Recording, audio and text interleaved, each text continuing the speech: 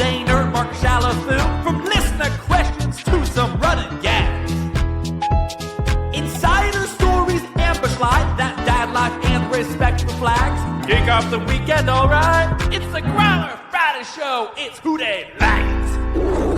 All right, welcome into the latest edition of Who Dey Light. Paulina Jr., Mark Shalafoo here with you. Happy Halloween to you, Mark. What'd you dress up as here today? I dressed up as a huge fan of BetMGM and Tom's Watch Bar. So I feel like that is a great costume to roll out on a day like today. Is this going to be like your standard Who Dey Light BetMGM hoodie? Is it just going to be like, this is what I'm wearing on Fridays now? Well, I had a Bengals hoodie on, and then when I got down into my podcasting space, I saw it still there on the chair from the last episode. So I'm like, you know what? It's time. I'm going to throw this back on like a uniform and get in one more plug for our bye-week watch party. That's right. The bye-week watch party is coming up on the 9th. Come watch. We're starting to fill up, but there's still spots available. Send an email to the growlerpodcast@gmail.com to get on that list. We're taking over the VIP room. It's going to be fun. Yeah, it's a cool space in that you can fit a decent amount of people in there, but it's still pretty small and has an intimate feel to it. The TVs are huge. You got your own bar, your own setup. We're still going to be giving away. We're going to give away tickets to the Patriots game. We're still going to be doing the exclusive boosts that you can only get if you come down to our show. Those will be about the 1 o'clock window, so we can all experience the joy of gambling together. Yes, the thrills, the highs and the lows. No lows. Only winners. Only winners when you do from us lately. Let's be honest. So you're on a heater. I am on a heater. I'm on a heater down there. I'm just giving back to the people. So if you want to come, the growlerpodcast@gmail.com. Send us an email, and that is on the 1 o'clock window on the bye week. Come watch the games with us, hang out, we'll talk. It's going to be a great time. Looking forward to it. So hopefully we'll see you guys all down there. We got a lot to get to. Mark, what do we say about the inbox this week? The vibes are great. It's dark. It's you guys have, and I there's a lot of first time email. It's in a bad place when people who are like, I don't really like to email this, I don't want to bother them, who are like, I have to get this off my chest. First time emailer, 1,000 words later, thanks for listening. And it's like, it's kind of where we're at. It's just, this was a tough one for everybody this week. It's been building, and right now I'm just keep scanning Twitter, just trying to look for the next Jay Morbidson stat of the J that's going to be about like the records for teams after players only meetings and how abysmal it is. We need that. I need that research. That is something that I'm looking for because players only meetings, it's the dumbest. It's truly, it's the sign. It is the Titanic. You got the band there, they're playing. It's like they had a band only meeting right before that. Okay. Before they started playing. That's basically what this is.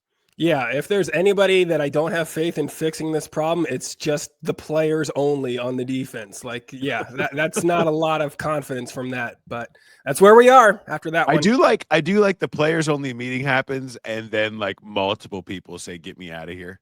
I don't want any part of this. Mike Pennell's like, yeah. I feel like someone, what happens in these meetings? Someone stands up and says, look, if you don't want to be here, then get out of here. And I feel like a lot of people walked out. It was okay, more than I expected to just walk out the door, huh? McKinley Jackson requests a trade. Pennell's like, okay, I'm out of here. Well, Jackson requests a trade. He should say, can you guys please release me?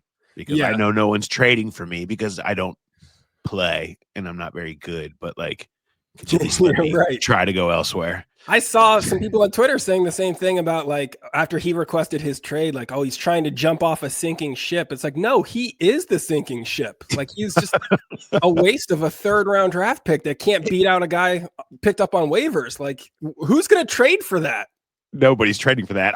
I laugh. It's sort of you see this it's like the high-end guy, like the VP who's kind of disgraced is like, you know what, this place is terrible and I'm out of here. And that's like Trey Hendrickson. And then you get the next level down and somebody who was kind of a team leader, but now they're at a lower level. It's like Logan Wilson, who's like, yeah, I'm leaving too. I can't take this. And then you get Mike Pennell, who's like a security guard, who's kind of here, and he's like, you know what? You're right. I want out. There's another place I can go be a security guard at. And then McKinley Jackson's like the janitor's closet opens up and he kind of sticks his head out and he's like, yeah, I quit. Okay, man. Like, all right, you sure? Yeah. I guess. I mean, that's how we remember that you were even still part of this, is by you requesting a trade. Nobody's thought about you for weeks. No. And I hope he goes on to have a great career for his sake. But what are we doing? Like, it's getting a little out of hand here. In case you couldn't tell by watching the games that it's getting a little out of hand. We've got a bunch of stuff to get to. What's your favorite story of the week beyond that? Well, I mean, listen, the vibes aren't good on defense, so I'm just trying to put my head in a happier place, and it kind of sums up the season a little bit. I feel like it's just the team is just on different paces right now. The offense, it's always been kind of slow to start. We talked about the need for fast starts this season. The defense had the exact opposite problem. They started too fast. First day of training camp, they beat the offense, and everyone had all that hype about how great the defense was doing. And, they had a few good days in camp, and they peaked there, and it's been downhill ever since. So maybe they started too fast. We just all needed to get on the same page here. But at least they always have those days of camp. They haven't played good in games that matter, but they'll always have those training camp wins. Demetrius Knight is going to be able to tell his grandkids about the day he picked off Joe Burrow in a practice bubble, and that's about all he has to hang on to at this point. He's not hanging on to much. No. I don't, I do think I'm going to try this. I think it's hard to look as bad as they looked last week. Of course, I thought it was hard for them to look worse than they did last year, specifically during the middle part. But even last year's bad defense righted itself down the stretch a little bit. Okay? Yeah. I think that there's hope, not like a lot of hope, and not like hope that you're like, yeah, this is going to turn out okay. But I do think I don't think it's going to look like last Sunday all the time. I think there was a weird coming together of circumstances and snowball effect there. I can't pinpoint it. The players aren't going to be getting a ton better, but I don't know. That's such a depressing low. That's a hard one to dig under. When the Jets drop 39 on you for their first win is a hard one for it to feel, where I just feel like this, they need to hope that this is the lowest that it gets. And that maybe, remember at one point we were talking about them trying to get back to average. Yeah. Like they just be an average defense. Now I think it's like, if they could just be the 26th defense, then I feel like then there's a chance. That, like, all offseason, it was like, can they move up from the mid-20s to the low 20s, high teens? They don't need to be great. Now it's just, can they get out of the 30s? That's all we need from this defense. Don't be literally the worst defense in the NFL. Give us something to build on. Yeah, if they ever played the Cowboys, the over/under would be like 82. Which is the battle for the worst defense in football. What was your favorite story this week? Well, I don't know if it was my favorite story in terms of what it was about, but it was the one that you just can't get past. I think it's got to be Joe Flacco's AC joint sprain and his shoulder issue, and then the idea of like, look, this man is 40 years old and he wants to play. Okay. He just got here and he's saying, I don't care. I don't care if it hurts. I want to play. I'm here to play football. Give me the injection. He's been around. Okay. He knows. All right. Give me the injection. I'll be all right. I've taken the drugs before. Numb that shoulder. I can throw it. I can wing it. And apparently, I don't know that he did what he did before his practice on Thursday, but apparently, according to Jamar Chase, he's out there and looked like normal. Didn't think anything looked different. And, Zach Taylor put a 50-50 on it early in the week to say whether he would play on Sunday. Certainly seems like it's trending in the other direction. Make sure you listen to our prediction show, Jay and I, that will be up later today. We'll have a little bit more specific insight on where that has landed with Flacco in terms of if he's definitely going to play or not. Will he be able to get through a full game? Maybe is the bigger question. The first time he has to land on that shoulder is kind of more my concern. So it feels like one where maybe you still do see Jake Browning at some point, even if Flacco plays. But if they can protect him, he can get back out there. But that was like everybody was already kind of deep in the dark place. And then on Wednesday, it's like, oh yeah, by the way, the one thing that's made you happy, it might not be a part of this weekend. So just go ahead and enjoy that. Yeah, it's just one more thing on top Unnecessary. of it all. And also, you're not going to bounce back from injuries at age 40 the same way you did at 25, 27. And, props to him for trying to gut it out. Like it's impressive that he still has that mentality, because it would be easy to be the guy that's like, well, this isn't my fault. I showed up here trying to save him. They let me get beat up. I'm not going to rush back from this injury. I tried to do what I could. But I do think you're right. It's going to be a lot more, will he finish the game, than it is, will he start the game? I'm not sure that he will be able to finish that game, given what we have seen from the line at times. But if Jake Browning does play in this football game, what should be my level of concern? Is there any hope that I should be more optimistic about this next go-round of Jake Browning? I think there's something to stepping back from where he had kind of gotten in his own head and watching what Flacco went out there and did in terms of just making the easy throws, taking the easy reads. Don't be afraid to just throw it underneath. Don't try to be a hero. And recognizing that that's a way to have a lot of success. And I think there can be something to going out there with a clearer head. And the other part of it is people don't want to talk about it because it's easier to just be like, Jake Browning sucked and he's broken, which is fine. But the defenses that they were playing against, that Jake had to play against, made things a lot harder. And Flacco has had the benefit of a much easier path. Let me just lay it out for you here. So when Jake was in, this is just current EPA per play rankings defensively. The Vikings were 10th, the Broncos 5th, the Lions 9th. They're all top 10 defenses that he essentially had to go out and play against. Meanwhile, the Packers are 17th, the Steelers are 26th and getting worse. The Jets are 24th. They're all in the bottom quarter of the league. He had a higher degree of difficulty. Plus on the road, loud environments, the first two. And Detroit was able to rally late and put up some points. I'm not defending Jake Browning's performance in terms of but if you're looking for a reason why it could be better, I mean, that was not easy, having to go to Minnesota and to Denver, two top 10 defenses. And those were the days that it got ugly. And, it wasn't great in the other two games necessarily with all the interceptions, but at least there was some points.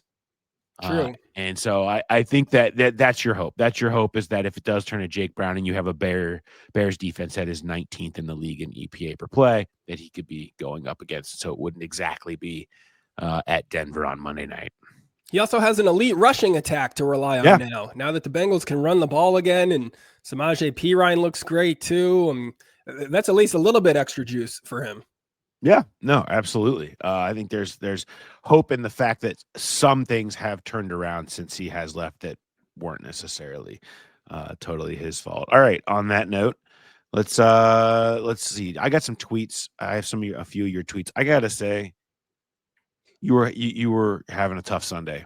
Yeah, like our inbox, my feed was probably not a happy place to revisit. No, it was very similar vibes.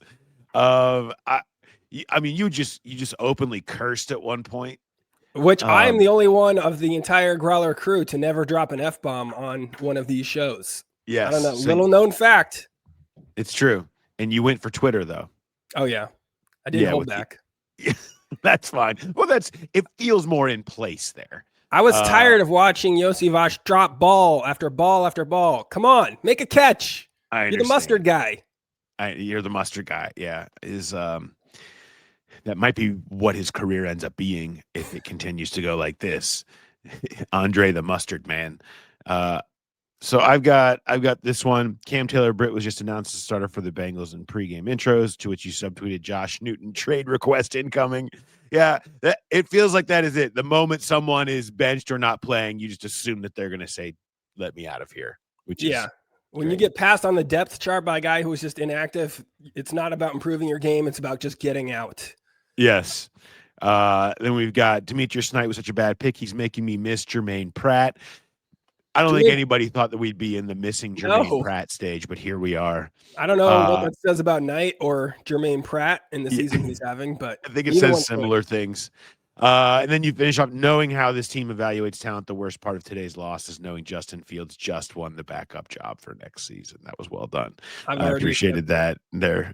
It's always guys that play well against the Bengals. Those are the free agents they end up signing, whether, like, Mike White ended up here. And he had the big game for the Jets against them. So it's certain. Yeah. Justin Fields is Joe Burrow's backup. There it is. It's already in there. I appreciated that. I left out some of the more angry ones because we'll just let the internet consume those. Yeah. If you really want those, you can go find those and relive that trauma if you're still interested. Speaking of trauma, we are still taking the group chat names for the to see which one is graders worthy. We got some good submissions on that front. So keep sending those to the Growler podcast at gmail.com. I think we saw two of my favorites currently were Chase Insanity and then the Sad Zone, which was previously the Dad Zone, among a group of dads that just would text about their sad or interesting family lives. And then it just got taken over by sad Bengal stuff. Yeah. A couple of my favorites have definitely been relatable evolutions. Like you go, hey, we're the Dad Zone. That's so fun. And by the end of it, you're just like, we're all sad. Right. Yeah. And then there was one that started from, they were younger and they were the Houday boys. And now it's just Bengals group therapy, where it's just a standard evolution of like, yeah, we went from, this is such a great idea to like, oh, why are we all so sad about our lives? You're seeing that in multiple places. So yeah, send those in to the Growler podcast at gmail.com. Winner will be deemed graders worthy, and we'll get that delightful 6-pack shipper sent to your front porch. Okay, let's get into, let's see, what do we got next? Bill, I was worried we didn't hear from Bill early in the week. Yeah, Bill is kind of the barometer of how fans are feeling, at least from our perspective, because he's been chiming in with his mental state since before this was even a problem, back when the team was 2-0 and he was still on the edge. So we like to hear from Bill just to make sure that he's still alive and with us. He did check in this week. He says, I will not go quietly into the night. I have a question this week. When will Al Golden be holding open defensive tryouts? I'm a year younger than Flacco and bring low-level college experience from around 2 decades ago. That concerns me. This is a new development in the Bill situation. There's a possibility he does have some lingering CTE issues, or, we're already worried about his mental health. It's even worse for former players. Yeah. It's possible. I mean, I think it's possible that he could be in the mix before too long. I think you just show up. Yeah. I think you just kind of hang out outside of the players' gate, and just wait to see if someone leaves yelling expletives at the building. And then if they do, just be around to walk in that door. It's all about being available. Yes. You can be part of the next players only meeting if you're that lucky. But I'm a leader. You know who is a leader? Is our guy Eric Staniel. Yeah, he is. You can't talk about leadership without mentioning one of the best realtors in the entire region. What is it? He's top 12. I don't know if he's moved up from 12 yet, but 12 out of like 10,000. What's your current ranking, Eric? I don't have access to those numbers. So okay, well I do, and you are number one. You're number one. Well, it's a thing. I got to figure it out. Maybe I don't know. We'll get there. We're in the top something right now. Just lie. Just say you're like 3. Top 3. I think we made it to the top 3. Let's go. So here we go. Good to have you back with us in person again. I want to know what you got for me. There's a lot of questions. There's a lot of different problems that people have, but I know you're a positive guy, Mr. Staniel.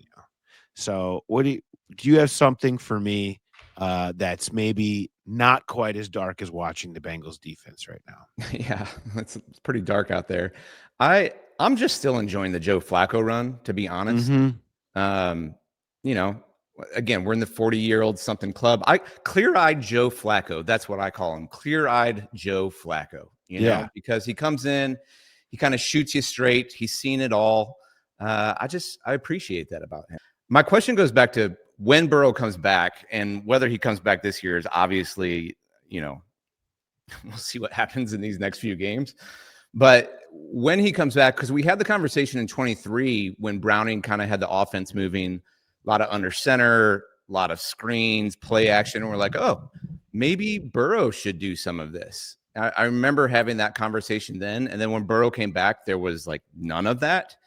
And I'm hearing that again now with some of the easy things that you had talked about, like just draw up the simple stuff. I don't know, maybe target Jamar Chase 30 times a game. And that's a pretty good idea. Maybe we should do that and not overcomplicate things. So the question is kind of like, do you think there are lessons?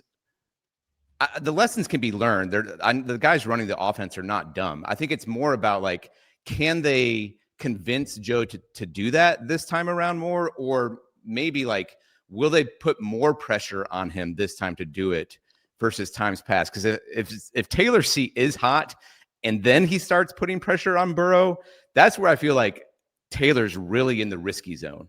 Because if Burrow gets upset at Taylor, then I think it's really in trouble for Taylor. Sure. I just think that it was similar to what I was saying about Jake. I think Joe's a smart guy.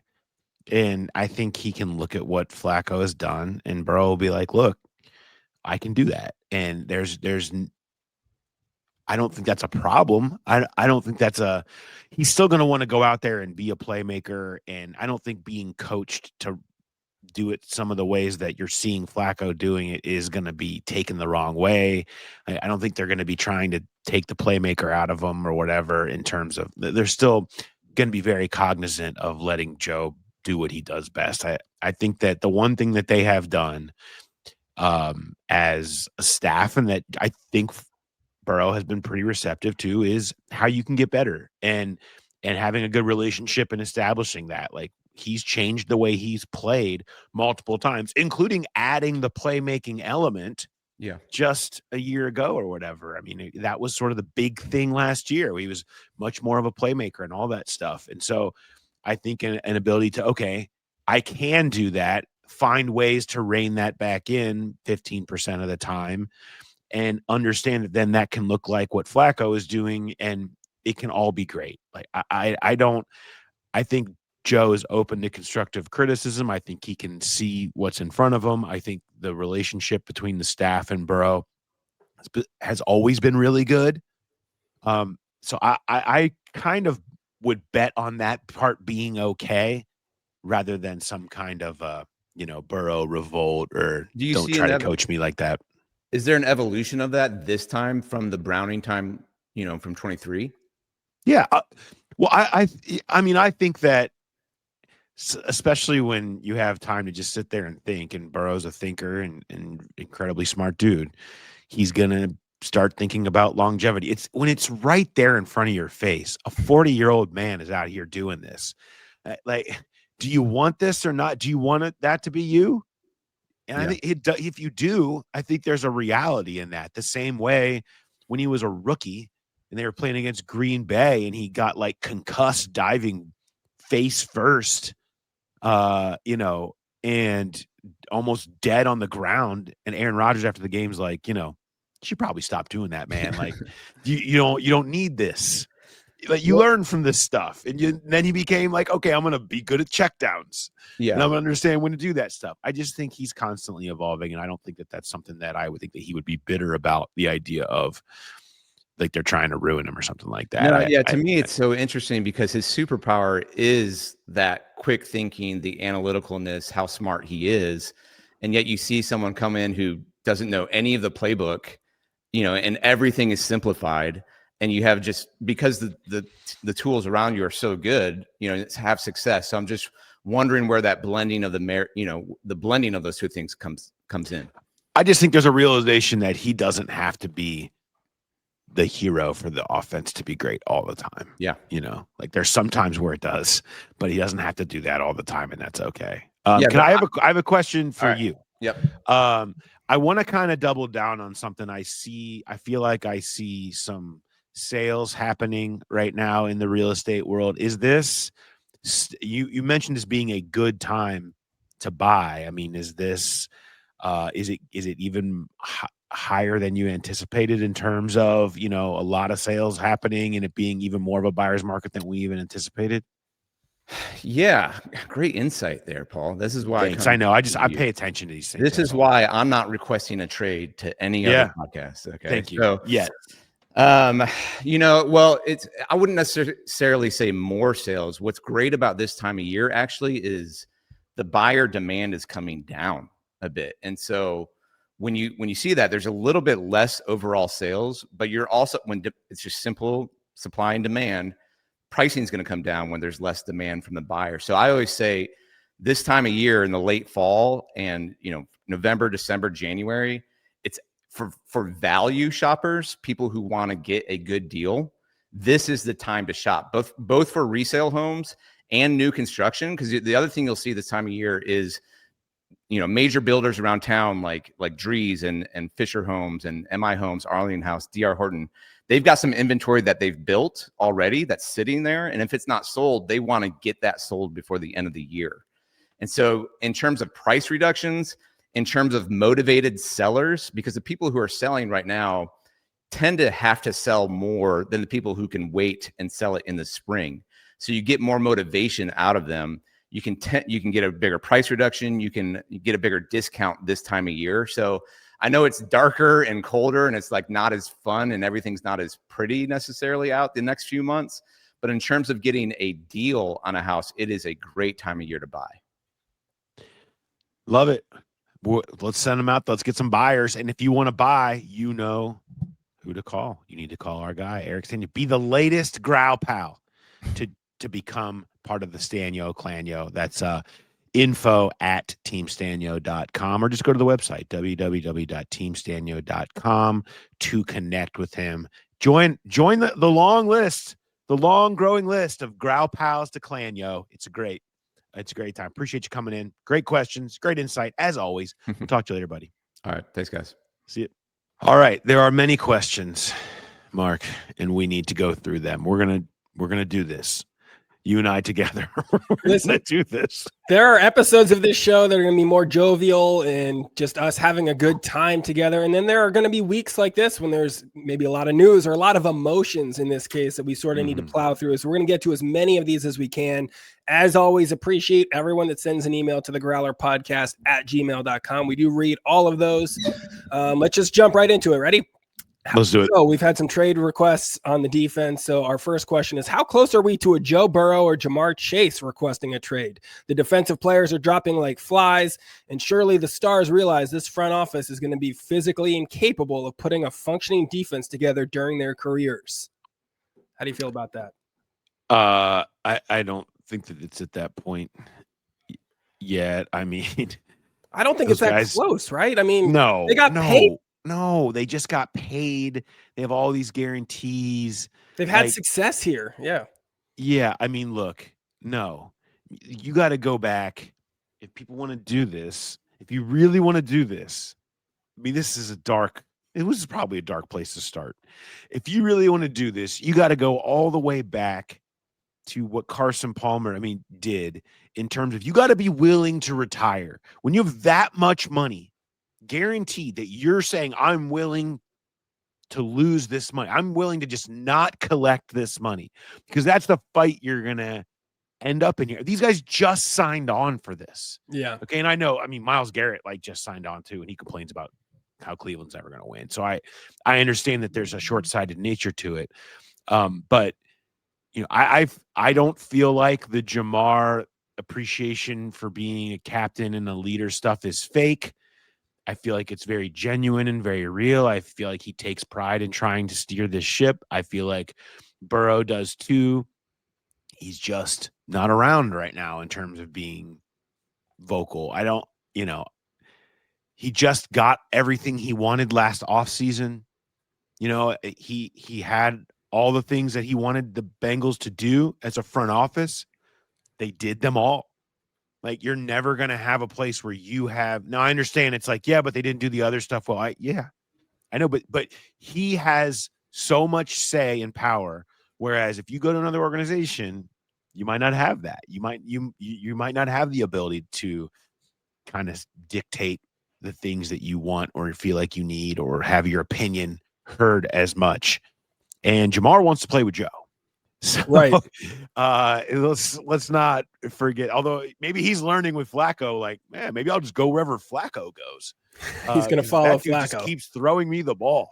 Yeah.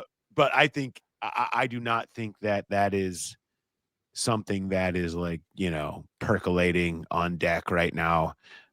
It's easy to go there. Fans are in their emotions. Players are really good at dealing with losses and knowing to just go back out there and keep playing and keep winning. I mean, it felt very dark, with 5 games to go last year, and there was Burrow saying, we're going to find out who's the future of this franchise. And they won 5 in a row, and they did kind of start to learn that, I think. And then you saw things boxes get checked for him after that. And so I don't think it's a thing where those guys are out on the franchise or anything like that. I think that's just the way. It's easy to feel that way when you're watching as a fan. It's easy to be worried about that, but if you're going to draw a comparison back to the Carson Palmer era, you're a big fan of the mythical chest X-ray and where that dog is. And I know that Joe and Jamar, they're about balls. They got that dog on that X-ray. I don't know if Carson's X-ray would have looked the same, but those guys know what this team is when they're both healthy. Yeah. And this question looks different when their contracts are getting closer to coming to an end, where the guaranteed money starts to run out and things like that. You're still years away from this even being a realistic question to ask. Next one. Hey, pals, love the pod. Ohio University alum, class of 2009. Why does Zach continue to get a pass for how bad the defense is? He doesn't get to be the head coach of just the offense. He's the head coach of the entire team. There's been one constant over the past 3 years of awful defense, Zach Taylor. Do we know his philosophy of defensive play? Is he the one instructing his coordinators? And this kind of just goes on this same path for a while. Lack of physicality, insulting. But so that is from Tyler. What's your take on Zach's influence on the defense or lack thereof?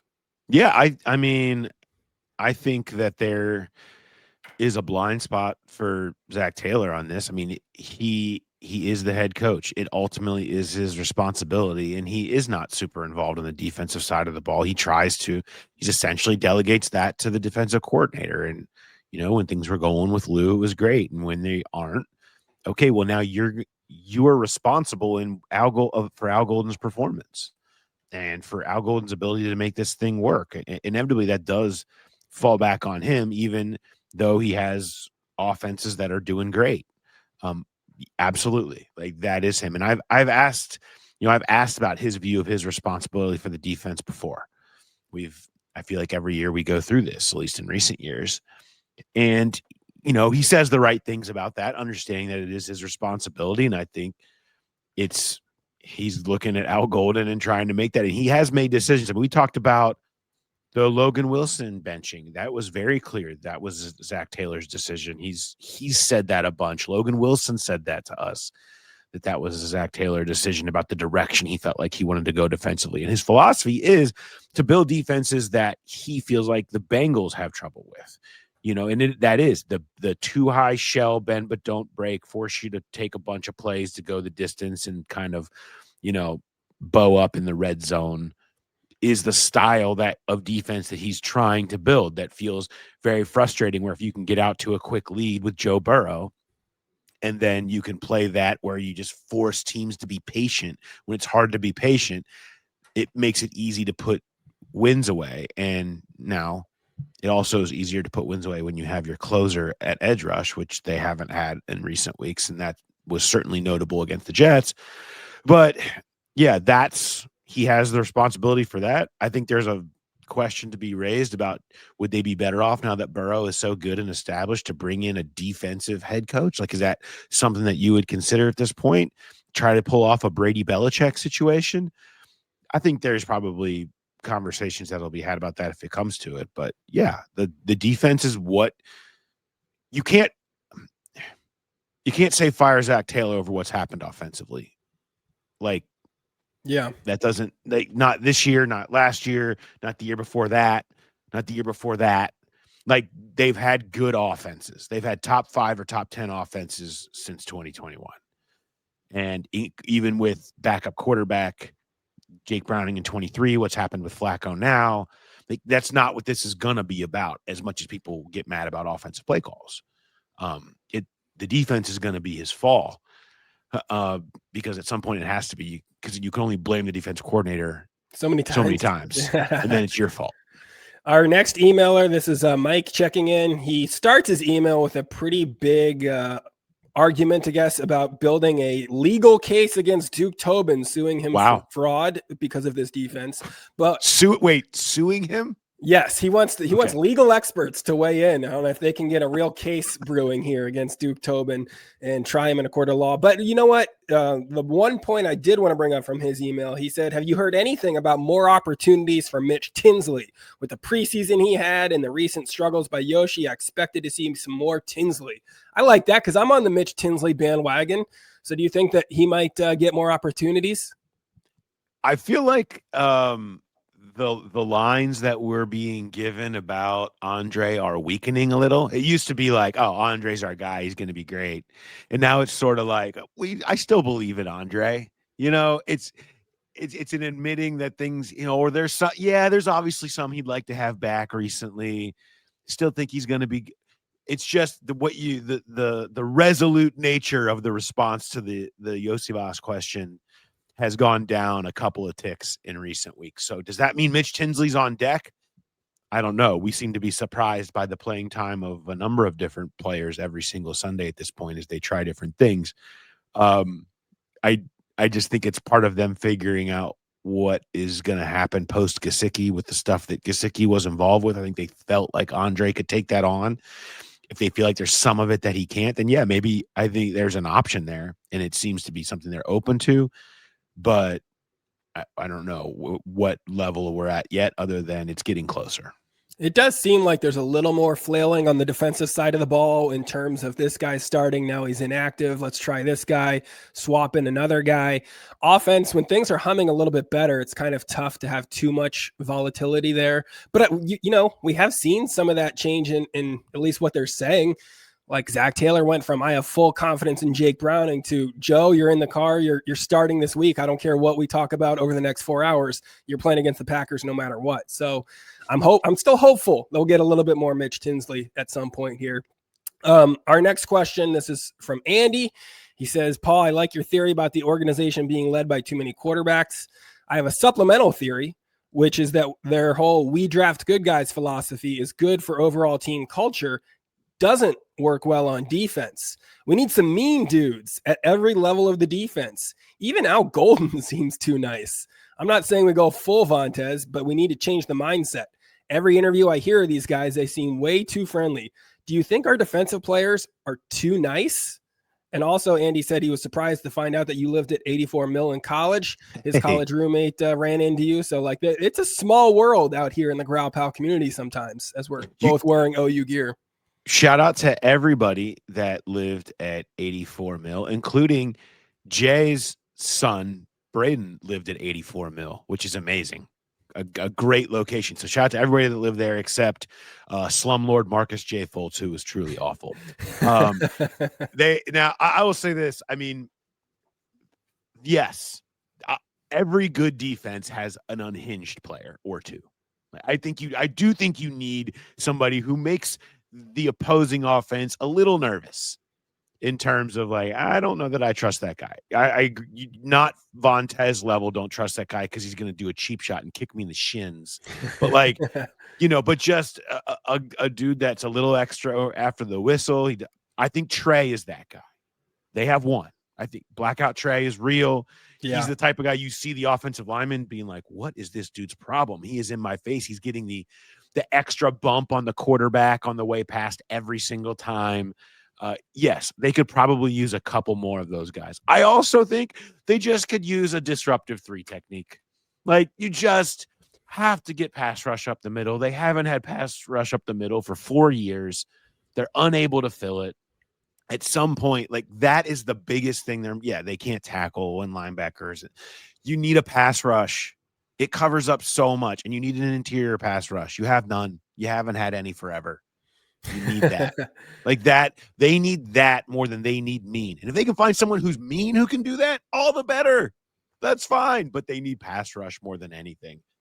Yeah, I mean, I get where he's coming from with getting some edge on the defense. I've had that thought before, but you look back to that Super Bowl team in the year after, like DJ Reader's not a bad guy. He's a good dude. Sam Hubbard was a good dude. Jesse Bates wasn't like an animal out there. He was just a good player. So I think having good players might take a little prevalence over just bad dudes and some edge. We're talking a lot about trade requests today, and we talked about Joe and Jamar. Now, the Bengals are very unlikely to trade anybody before the trade deadline, but our next question, he says, would you trade Trey Hendrickson and Logan Wilson if you were in charge of this team with where they are now? I would not trade Trey Hendrickson because I also wouldn't give up on the season. I don't think that's the move. To me, I understand that people are like, yeah, you should give up. I have a hard time doing that when the offense is scoring 33 and 38 in consecutive weeks. I think that they definitely, I know they beat the Jets if Trey Hendrickson is playing healthy in the second half. He's the best he might be the best closer in football. And all they needed was one closing sack. and they just didn't have it. And I think you can win games that way. If your offense is going to play like this, you can win games with your offense and with Trey Hendrickson as a closer. And then the young guys obviously are going to have to come along. That's a whole different topic. But no, I wouldn't give up on the season. And if you're trading Trey Hendrickson, you are giving up on this season. You're saying, we don't care about this year. We don't believe in anybody here to get to any kind of a level by the end of the year. I don't agree with that. I don't think that should be the case. Now, Logan Wilson, I wouldn't have. I mean, you're just not getting much for Logan Wilson. I know people like to think that maybe, someone's going to just be dying to give you a fifth. Maybe I'll be wrong. Maybe some team will be desperate on Tuesday and willing to take on his contract and bring him in. I never thought anybody would want Joe Mixon, but there was, a little bit of value there, I guess. Yeah, that's true. I guess you never know. There's still a lot of money left on the deal this year even. And so is a team willing to take that on? Maybe they are. Maybe they feel like it's worth it for what they need. I wouldn't have a problem trading it if you could get something for him. I don't know that that's necessarily going to be. Our next email is from George. He checks in about, you guys bringing up Case Keenum and how he's actually on the Bears roster. And it would be fun to see him actually play Sunday, which I agree with. But he also mainly wanted to chime in to defend a fellow Growl Pal. He says, I have no idea who Tyler Thurston is, but what he's been able to pull off in the Growler bet the last 3 weeks is amazing and almost a once-in-a-lifetime run. Paul, I know it's your podcast and the rules are the rules, but man, I hope you reconsider and give him some kind of reward. Thanks for all the great content every week and helping us through some tough times when the Bengals let us down. Well, I got to tell you, George, I appreciate you coming in and sticking up for a fellow Growl Pal. You're right. What Tyler has done is remarkable. I don't think we've ever seen anything like it in the history of the Growler bet, to be 3 straight weeks essentially right on it on hard ones. I just don't know that I'm reversing course right now. I feel like there's certain rules that we do have to abide by. I can't just be willy-nilly giving things away like I usually do. Yeah. Sometimes you got to just be steadfast. I believe that Tyler will be back. I don't think his heater is done yet. And so I think there's a chance where when he wins fair and square, this is going to be so much sweeter for him. I'm doing him this favor. If there's anything Bengals fans should understand, it's that going through the struggle and the hard times makes it that much sweeter when you finally break through. I do like what George is doing here. And I will say that, like, if people think you're stubborn, sometimes maybe, but you've also shown that you are willing to listen to our audience and change certain things. You hated the Growl Pal moniker when it was suggested early on in the history of our show. It's been adapted. People love it. And you got on board with it. So I think if we have more Georges out there that really start stumping for Tyler, maybe we can get you to reverse course on that. I don't know how many Georges it would take. Probably a lot more than one. Probably. I do want to say, I'm glad you mentioned the Growl Pal moniker. You have the Growl Pal shirt. Maybe you can see, if you're watching on YouTube, you can see it back down here, the Growl Pal shirt. We now have the Growl Gal shirt, which has been asked for, sought after, and now it does exist. You can go to Cincy Shirts. Make sure you use Growler Pod as your promo code. and go get you a Growl Gal shirt for all our gals out there that love the show. We appreciate you. Have people been asking for this for a while, and now we have it. So you can get a Growl Pal shirt. You can get a Growl Gal shirt. Go to cincyshirts.com. Get it hooked up. We did get a lot of Duke Tobin questions this week, predictably, with the way things have gone lately. I'm not going to read through all of them, but there was one point in one email after some very sad opening here. But he says, is there any genuine chance that Duke Tobin is relieved of his duties? I know it's probably not going to be after this season, but what would he actually have to do to get fired? Is he just going to be the de facto GM until he's 80 and gets bored with it? Or is there any way out? So a reader sent a quote to me this week, and it was from a profile that I wrote on Duke Tobin back in 2023. The quote was from Mike Brown when I talked to Mike Brown about Duke and his position within the organization. It was, quote, "He is similar to a family member. That's how we view him. We appreciate that we are intertwined with him. He has a lot of the same values that we do. He views the football world the same way and isn't concerned with the flash. He doesn't feel the need to promote himself as some do elsewhere. It benefits us. We like that. That's just become a matter of trust amongst us." If you're asking me the chances that he gets let go, you want to know how Mike feels. Okay, that's how now things change. That was 2 years ago, and you have 2 years of failed defense, failed picks, missed in free agency, all that stuff. So yes, that's part of it. But this is the core of how they feel about him. That's why, yes, I think there's more cracks because of what has happened the last couple of years. You can see a little bit more of the crack on the foundation compared to this comment, but that comment still holds. So what's going to happen? I mean, just keep that in mind. He's viewed as part of the family. It would, yeah. I think it would, as long as Mike's here, like this is going to be a part of this conversation, and it would have to be. I think it would have to be worse. I mean, I have to feel truly unrecoverable, and I know Bengals fans feel right now that this feels unrecoverable, and I get it. I'm just the messenger here. It would be stunning. It would just be stunning. Our next question, this is a little bit more related to dad life since we're getting later in the show too, which I appreciate. This is from Michael. He says, I live in LA and I may have lost my almost 7-year-old son to the Rams this weekend. He kept saying during the second half, this stupid defense. Do I let him go? What is the responsible parenting in this situation? Don't let him go. No, at least not to the Rams. I mean, I understand if you live in a different city, he might want to root for like the team that his classmates root for and that he's growing up in, maybe going to games. The Rams don't have fans. None of your friends are going to be Rams fans. They don't have anybody that really cares about that team. So no, let them just raise them with the misery, the highs and the lows of being a Bengals fan. That's at least my 2 cents. Yeah, I'm with you on that. Not the Rams. Anybody but the Rams. Would it be different if it was the Chargers? Talk about really don't have fans. At least then you're still, that's true. At least then you're still a level of misery and of obscurity. All right, let's go to another question. This is from Mike. He says, the loss to the Jets was humiliating. And yes, the defensive line got zero pressure on Fields, which greatly contributed to the loss. But if I had to pick the main reason for the loss, it was the dumb rock, paper, scissors celebration everybody was doing when they got a first down.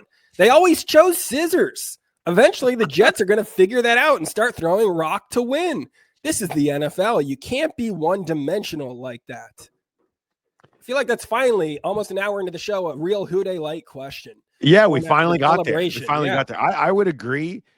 Do you have a consistent starting point in paper, rock, scissors? You have a tendency that rock. I need to, when I break down the film, I would see.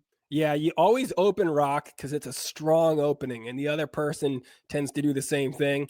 And then you immediately switch to paper because they're going to go back to rock, anticipating you to do the extra switch, anticipating the paper switch from them, and then they're thinking you're going to throw scissors. So I do think a lot of people are going to throw double rock at you. So you open rock, and then you do the little slide to paper. I think you got to kind of know what kind of person you're going against. You got to know your competition, because I always get concerned if it's somebody I haven't played some paper, rock, scissors against, that when I get to do the rock, paper, scissors shoot, that they're either going to go early or not know that we then shoot. And so when you're doing rock, you're just kind of continuing along the same line. So if I think that they're the type of person that would be nervous and just want to continue along the same lines, I'm going to go paper.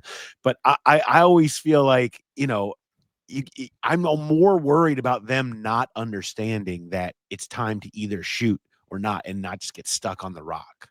Yeah, and you know what? I appreciate a paper opening. That is a little bit of a curveball, and that can still be respected. A scissor opening, that's a coward's game right there. And, if you're going to start with that in a regular game, I have nothing left to say to you. That's optimistic. So, rock or paper, those are your two hard opens. But I appreciate this question, too, because they didn't change it up at all. And so it made them just very predictable down the stretch. Yep. Very true. Figured some things out. Be better.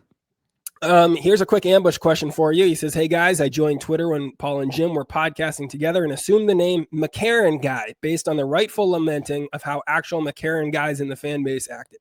Since AJ McCarron has decided to run for public office, I'm seeking a name change.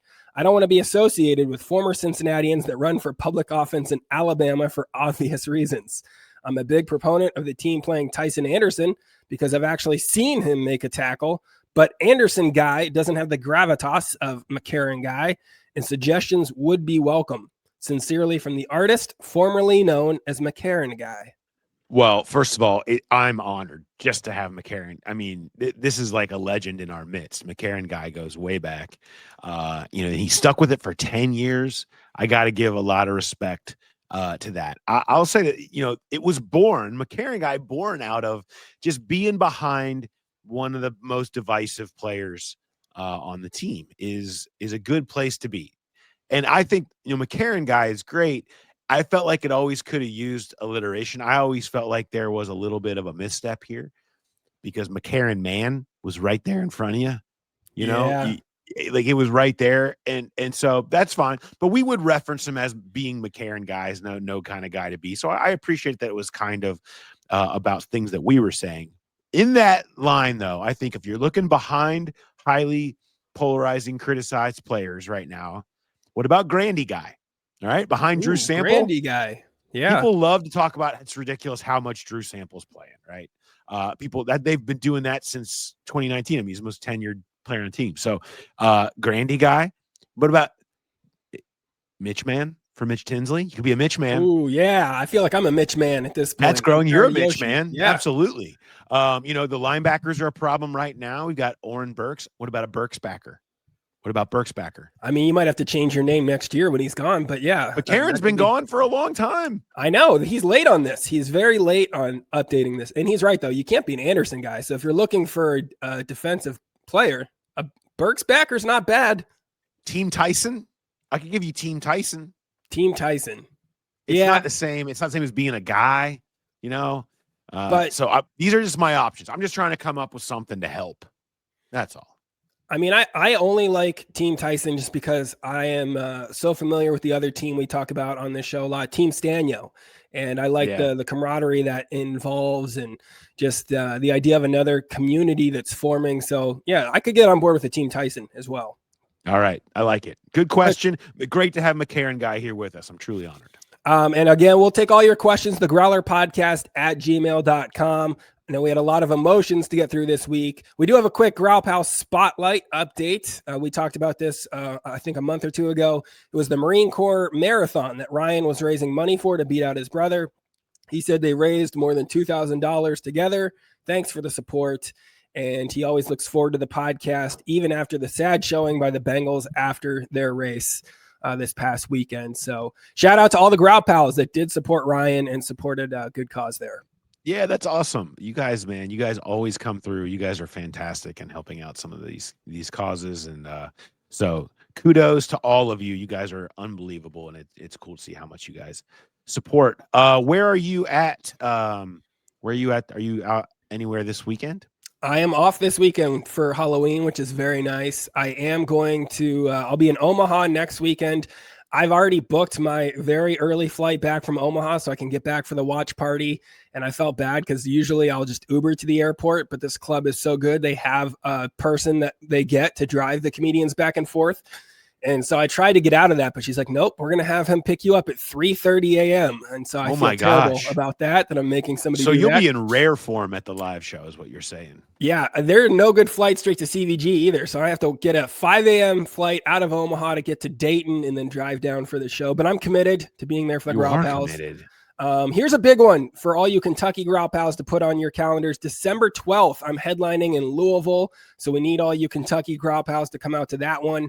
I'll also be in Lexington November 14th and 15th and November 21st and 22nd in Goshen, Indiana. And then in December, also coming to Cleveland. And I'll also be in Appleton, Wisconsin right after Christmas. All those dates are up on my website, markshalafu.com. And I even have a right before pre-Christmas show in Loveland. Again, breaking my rule of never performing in Loveland and where I live. But I will break that to be home around the holidays. How about that? Did I see that maybe was at your show last night? There was like a mock trial of the Bengals or something like that. The Bengals on trial. Yeah, I got roped into that back when the Bengals were still being successful this season. And so, yeah, they do some of those themed shows at Commonwealth Comedy Club. This was a really fun one. I think it'll be on YouTube at some point. Shout out to a couple of Growl Pals that were there that I talked to after the show. Good folks.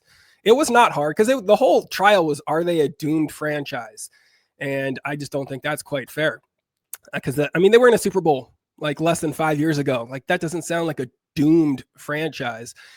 I was aided, I guess, in this trial too, because my counterpart, he was trying to make the example in his closing arguments about like just how being doomed just means lowering your expectations, accepting it for what it is, and then you'll be happier.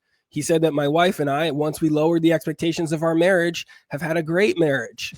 At which I responded, I was like, well, if you're going to compare your marriage to the Bengals, are you saying that your marriage is also doomed? And at that point, I took it home. That was the nail in his coffin at that point.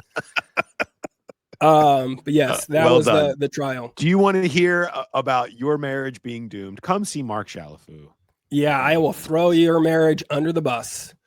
Just to try and get the W for myself. That's right. I hold nothing back. What do you got? What do you got going for Dad Life?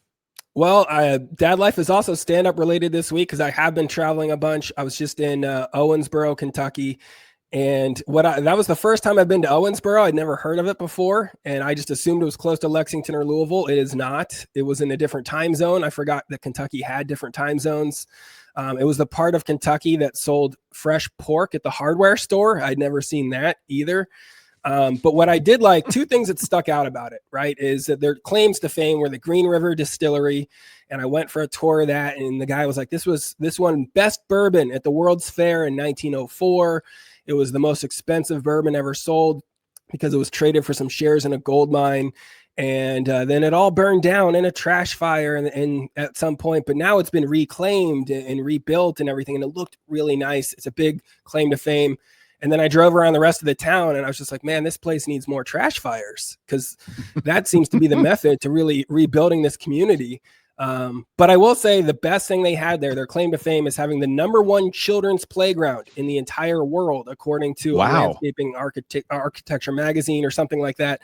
But like the other cities was like Paris and London and like out in the Netherlands and New York. But #1 was Owensboro, Kentucky, which I thought was fun. And it was a really cool playground right on the river, multiple fountains, huge structures. I wanted to take pictures of it to show my kids. But you're already on sketchy ground as an adult man by himself walking around a playground. And you start you cannot take your phone out and start taking pictures. That's a line you can't cross. No, you can't cross that. What do you got going on in your dad world? Well, I mean, it's Halloween. We sort of talked a little bit about Halloween last week, so I'll stay away from that. I've already gone on my rant about having to wear multiple costumes over the course of this week. But mine is I have another use for your Athletic subscription. If you're a subscriber to the Athletic, we thank you. It's great to have you along. What I've found recently that has started working is when my 8-year-old, she's just been like having trouble going to sleep at night or waking up a little more than normal. and you try different things to try to calm them down, what, like count backwards or do math equations or some kind of sing songs, whatever it is that usually can work, and they just the same old things had not been working. Well, I always have there's so many great writers and great stories on the Athletic app, and they're really good long form that you just don't even have time to get to all of it. What I've found, this is a great 2 birds, 1 stone. You want to put your kid back to sleep real quick? Go and just find one of the good long form stories on the Athletic and just start reading it.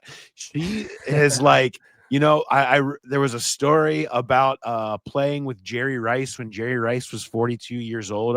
Put her right to sleep last night, but I got to go and read the whole thing, and I was like, God, that was great. And then I turned around and she's asleep. No matter what you're looking for, there's so many good long stories on there. I mean, she was really uninterested in the Shohei Ohtani World Series experience in the background that led to that particular moment. It was a great story, put her right to sleep, and I got to read the story I wanted to do. I'm just saying, give it a shot. If you're having trouble, you feel like you're out of answers at bedtime or in the middle of the night, pull out your Athletic app, go find some good long form on there, and just start reading. And it works really well. I like that. If your kids have trouble sleeping, go back into the archives, read them the 4-part T. Higgins saga, and you'll get them down quick. That's right. And you'll see how prophetic so much of it did turn out to be. That's right. You were on the money. Here we are. All right. This was a show, Mark. We had fun. That's what's important. We had fun. I want to just say to Bengals fans that listen to Who Dey Light, get your daubers up a little bit. It's tough right now. I know. Like it's tough out there. It's sports. Try to bucker up a little bit, feel a little better about it. I know maybe the Bengals will give you something to feel better about this weekend. It can change fast. We've seen it change the other fast. direction. Things have changed very fast and multiple facets about this team this year. So maybe it can get better. Try not to get so down in the emotions. I know that's easy for anybody to say when you're in it, but just maybe it'll pop up next week. And even if you're down on the team, come hang out with us during the bye week. You don't even have to watch this team. You can just hang out with us, watch ball, and we'll watch other teams, win money, talk about how their defenses make stops and stuff. Yeah, it'd be great. It'd be fantastic. Group therapy. All right. Thanks everybody for listening and for watching. We'll talk to you next time. Have a good one, everybody. Happy Halloween.